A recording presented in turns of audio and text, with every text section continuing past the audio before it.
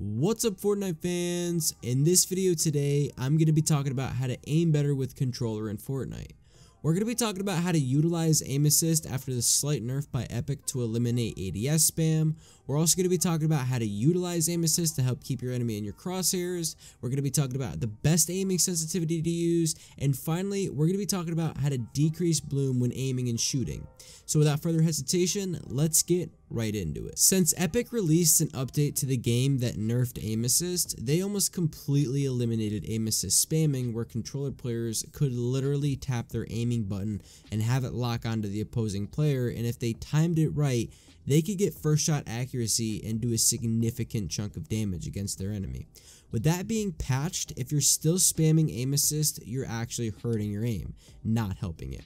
Here's how you utilize aim assist after the patch. When you aim at your opponent with any gun, aim assist will lock on. After the patch, I personally found that 3 clicks or even 2 clicks, if they're fast enough, will decrease the sensitivity of aim assist. What I've done now is when I aim at my opponent is make a little time frame in between L2 clicks. For example, if you're aiming down sights at your opponent, hold down your aim button for about a second and then you can tap again and aim assist will lock on. SMGs have been easier to use when I use this method, and it's extremely hard for me to miss.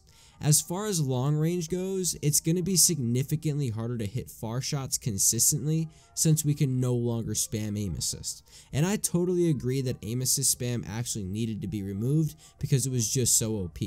So when you guys go to shoot at someone long range, you're going to want to be using the same method I just talked about, which is keeping your ADS clicks spaced out. You don't need to necessarily be waiting an eternity to click your aim button over and over again, but spamming the button over and over again will be getting you virtually nowhere. Let's move into keeping your enemies in your crosshairs with aim assist. It's fairly easy to do this once you get it down pat.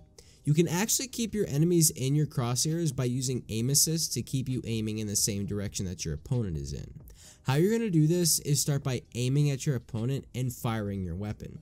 If your enemy is moving from right to left, all you need to do is hold aim assist and fire your weapon.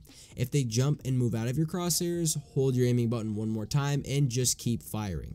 Utilizing this method over and over again will make sure your opponent will never leave your crosshairs again. Essentially what you're trying to do is you're trying to bypass the aim assist lock that Epic has put on aim assist to nerf aim assist from spamming L2 and LT all the time.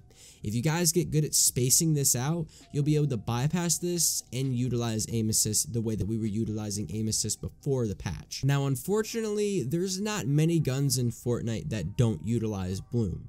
With that being said, we're going to be talking about how to decrease bloom while aiming and shooting.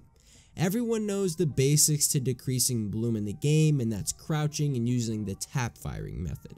But what if you don't have time to crouch, and what if you don't have time to use a tap firing method and you need to get shots off on your enemies? The way I decrease bloom in the game if I don't have time to set myself is by aiming at my opponent's chest and keeping my crosshairs focused on their midsection. If you don't know how bloom works, basically when you fire your weapon and look in the center of your crosshairs, the crosses expand and create a circle that progressively gets larger. That's the area that bullets can be projected in. This is why a lot of pro Fortnite players, including myself, hate bloom. If Epic decreased bloom or made the aiming more rewarding in the game, it would be significantly easier to be more accurate. The reason why you want to be aiming at your opponent's chest is because of how much mass the opponent's body has, and if the circle is completely filled with your opponent's body, bullets will always hit them. Finally, let's talk about the best targeting sensitivity for controllers. I typically play on a 2.5 to 3.5 targeting sensitivity just because you don't need to aim and turn very fast, so keeping it at a lower sensitivity will allow you to ultimately laser your opponents. A big tip that I can tell you guys, honestly, is when you do find a good targeting sensitivity, keep that targeting sensitivity the whole entire time you play Fortnite.